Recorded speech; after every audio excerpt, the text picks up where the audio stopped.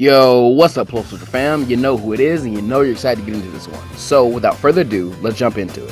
First off, this is part 0, because I want to set the groundwork for this scenario before we really get into the real story. And secondly, you all have subscriber Evans Apia, as well as the other people in his comment thread to thank for this what if.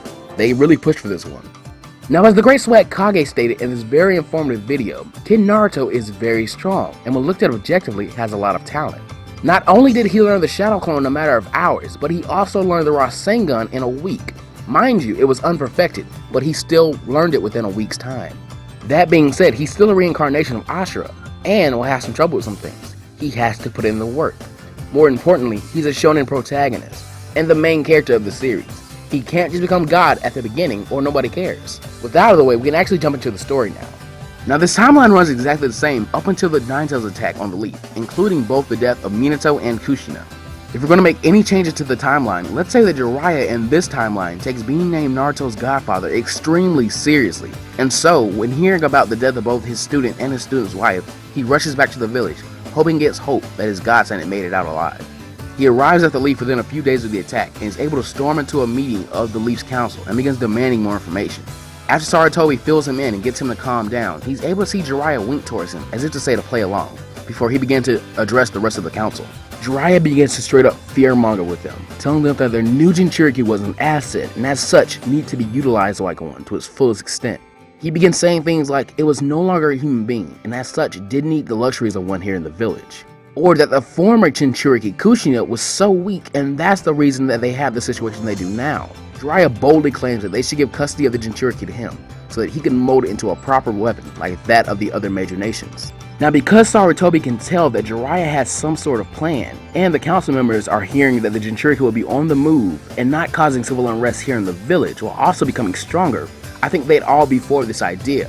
For that matter, Danzo would probably want to be the one forming Naruto into a weapon, but he knows he cannot do that without revealing Root.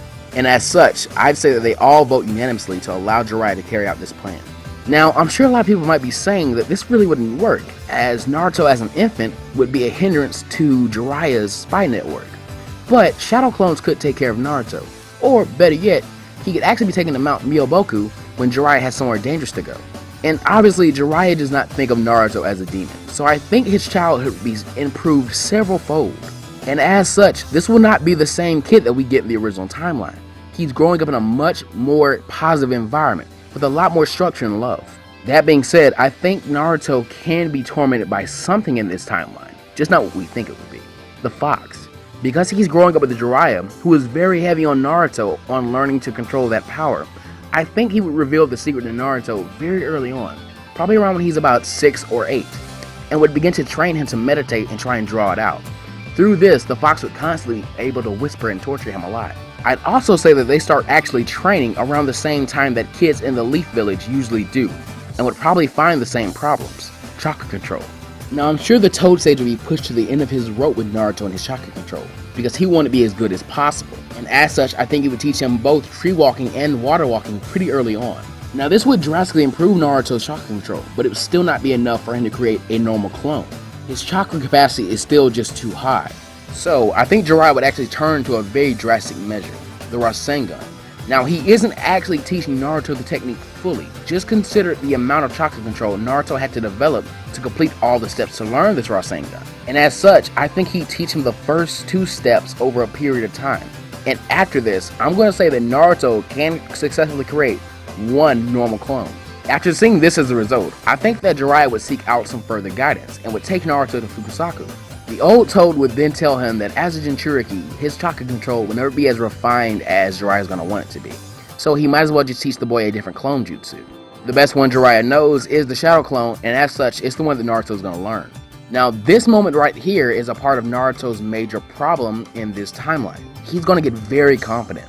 Since he's the one teaching it to him, I think that Jiraiya would make sure that Naruto knows the significance of this technique, saying it's Jonin level and that he should not misuse it. Now, it is possible to me that Naruto could be made aware of the true power of Shadow Clones early, but since neither Kakashi or Jiraiya did so this early in the original timeline, I won't be doing so here. Now, with his chakra control improved drastically, I think Jiraiya would decide to go ahead and bring Naruto back to the village for a while to have him take the graduation exam and be named a Genin. This is done, number 1, to get Naruto used to shinobi life, and number 2, to show the village that he had followed through with his promise, and that Naruto was coming along very well. Let's say that this is done when Naruto is at age 11, and afterwards, while he and Jiraiya are out, Naruto can be used to do D-ranked missions. Again, he has to get used to the shinobi life and making his own money, and this is how Jiraiya would get him used to that. Within the next 2 years, I say that Naruto ends up completing 4 or 5 C-rank missions with Jiraiya. Let's skip ahead about 2 years and see the last C-rank mission that Naruto does with Jiraiya. We finally see what's happened to Naruto in this timeline. He's been made into Bakugo. As soon as he and Jiraiya find their target, he runs headlong into danger and outnumbers the Chunin level ninja and beats him into a pulp. The guy's name was Mizuki or something, I don't know. But he then begins to brag about how he's already mastered a Jonin level technique and claims that he's come up with 2 of his own techniques. He boasts about already knowing elemental jutsu at his age and being well on the way to mastering a ninjutsu created by the 4th Hokage himself. Not to mention, he was a Jinchuriki. He claims that he needs nobody else in his life to get stronger than what he is now. Hearing this, Jiraiya realizes his mistake. Naruto thinks he's the end-all be-all because he has not been in the village. He doesn't really realize that there's always a bigger fish in the pond. So he walks right over to his student and takes his headband from him and says that if he wants it back, he'll have to follow him back to the village. When Naruto asks why, Jiraiya answers saying that if he wants to get any stronger than what he is now, he'll need more bonds. So very quickly, let's give a total rundown of what this timeline's Naruto can do at this time. That way when we go into part 1, you know beforehand. His new stats are also on screen. This Naruto has mastered the Shadow Clone Jutsu and has come up with 2 custom techniques that are a variation of it. I've also allowed him to learn the Wind Style Air Bullet Jutsu, as Jiraiya would have tested his affinity, and this is a low-ranked Wind Jutsu that Nagato also learned. And apparently Naruto knows it in one of the games. This Naruto also knows the first 2 steps of the Rasengan, but cannot weaponize it. He can also Water Walk and Tree Walk. He is also well on the way to being able to call on the same amount of Nine Tails chakra that he did against Haku and keep a measure of control. If Naruto has not learned something that you think he should have, assume it was not taught due to his arrogance or because he was not constantly training.